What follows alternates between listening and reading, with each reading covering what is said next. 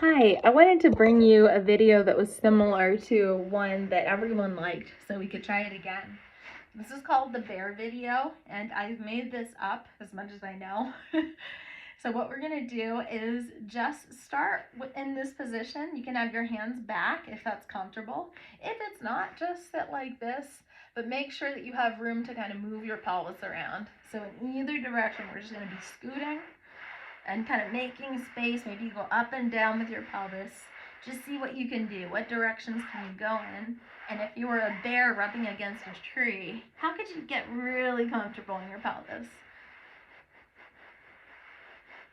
So when we take all society's programming out of us and just be silly.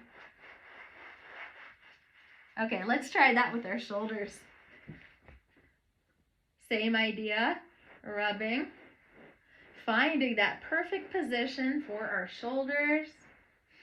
Noticing, can they go up and down in the chest? Where can you make space? If there was a tree behind you, how would you use that tree to rub against? Can you get to the back of the heart? You can use your feet, whatever works for rubbing, and then go to the head. Rub the back of the head. Rub it like you want it to get really nestled. Like you want to get cozier. Finding that top back of the head and just rubbing it into the floor like you could press it in. And now lastly, let's do our feet. So in standing, you can just move the feet around, or you can have legs long and you can move your heels in such a way that they start to feel more comfortable. Just kind of rolling, making bear movements, like you're scratching against a tree. What would that feel like?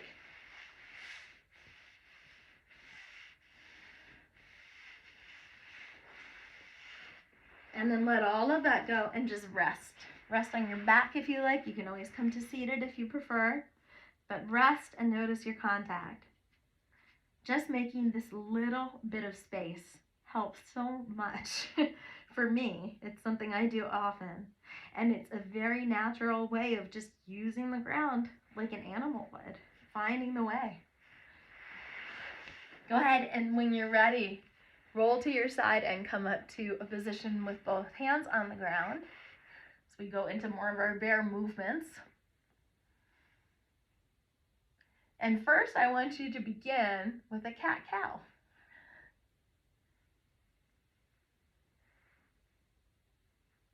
I want you to exhale as you round the back. See if you can get the part between your shoulder blades. And as you go ahead and do the other part, drop the chest. Like you can drop the shoulders, lift the head, and stick out the tongue.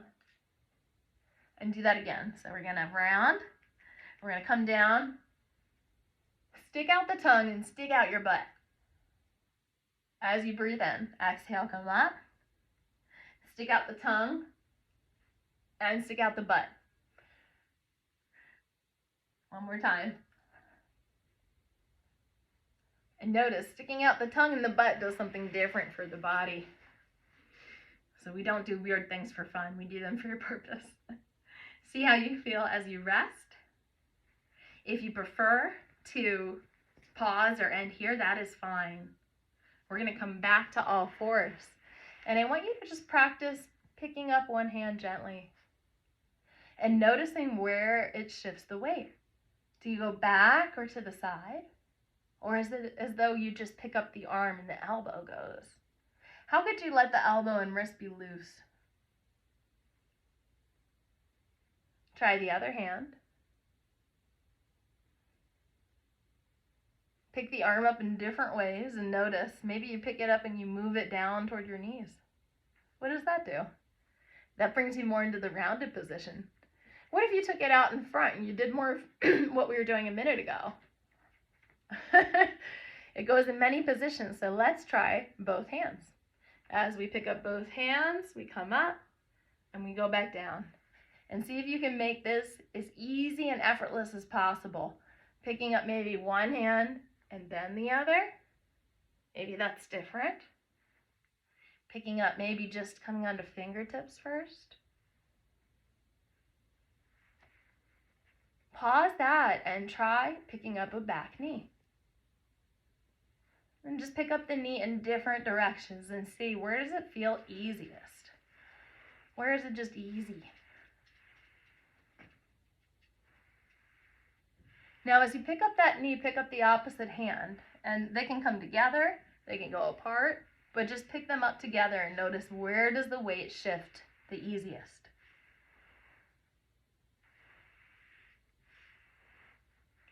Pause that, and now come back to, we're just going to start actually picking up the other knee. First, just pick up the knee a few times and see where the direction takes you, where it feels pleasant and interesting, and where it's like, I'm not going to try that again. And now take the opposite hand, and either you can bring them together, but they're both lifting, and you're just finding ways of doing this that are easy for the body, that feel good to the body. And some might feel like really challenging, so you don't do them again. I want you to practice taking the hand to the opposite knee a couple of times if you can reach easily. And just do that and feel the folding. Feel the rounding in your spine.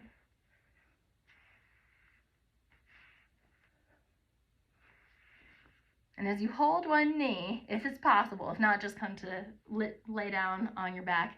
See if you can hold that knee all the way until you get to the back. That's just an extra challenge for if it's easy. Come and rest on your back. If you need to do any last bear moves, go ahead and do them. Get them really comfortable. Your whole body can be rubbing against a tree. You become a bear.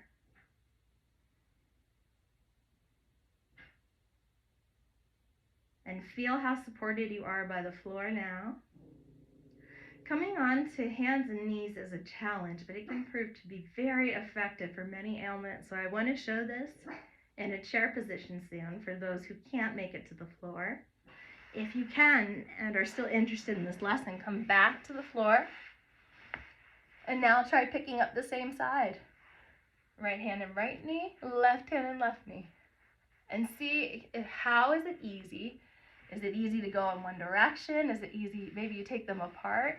Maybe the hand follows the knee.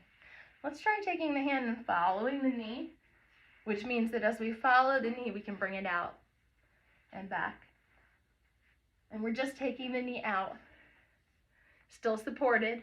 The foot is still on the floor. Just taking that knee out. Once you take the knee out, the next time, can you lift up off of that hand that's on the floor?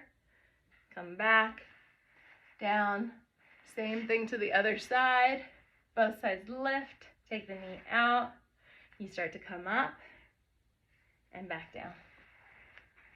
You do that a couple of times. Just feeling how it turns you. And now go ahead and do such a thing as take both up and move them forward. And then you're going to do the other side. Both up, forward. Both up, forward. Both up, forward. Both up, forward. Both up, forward. And you can try this going a little bit faster. And notice you're kind of going from side to side. Feel free to go across your room here, or to just do this for a minute and say that's enough. And then everyone pause. This is one of those lessons where you will notice these connections serving you best in a few days as they take root in your brain, nervous system, and allow for neuroplasticity. Last time, come into your bear position and see if you can do the opposite now again. So we've got opposite hand and knee, bring them forward. Opposite hand and knee, bring them forward. Keep going like that. Opposite hand and knee.